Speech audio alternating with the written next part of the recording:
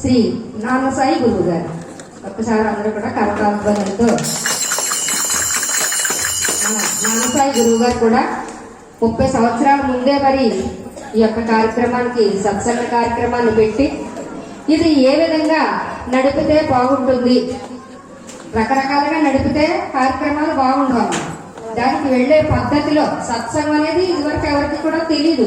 మునీశ్వరులు తపస్సాలు ఎప్పుడో పెట్టినటువంటిదే.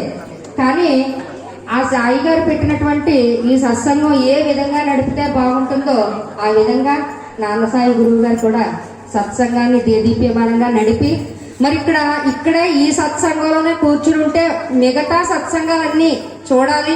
ప్రతి గ్రామంలోనూ కూడా ఒక విత్తనం వెయ్యాలి, అది కూడా భక్తి అనే విత్తనం వేసి దాన్ని మొలకెత్తించాలి అనేటటువంటి చక్కని ఆలోచనతో మన నాన్న సాయి గారు ప్రతి గ్రామంలో కూడా సత్సంగాన్ని ఏర్పాటు చేసి అక్కడ అధినేతలను తయారు చేశారు. మళ్ళీ భక్తుల్ని కాదు, అధినేతలను తయారు చేసి ఆ సత్సంగాల్ని అధినేతలకు ఇచ్చి దీన్ని దేదీప్యమానంగా చెయ్యండి అని ఆ మొక్కకి నీళ్లు పోసి మరి ఎప్పుడు కూడా కలుపు అనేది పట్టకుండా ఆ అధినేతలు చక్కగా నిర్వర్తించి ఎంత మర్రి వృక్షం చేసి ఆ చెట్టు నీడని అందరినీ కూర్చోబెట్టేలా చేశారు.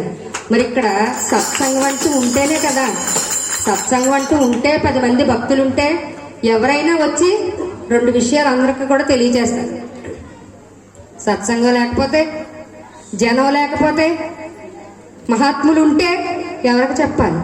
అందుకని సత్సంగం అనేది మనందరికీ గొప్ప వరమా కాదా చెప్పండి ఒకసారి. ఆ గొప్ప వరాన్ని మనందరం కూడా పొందాం కాబట్టి మనందరం కూడా జన్మ ధన్యం. శ్రీ ఆదిపరాశక్తికి ఓం శక్తి.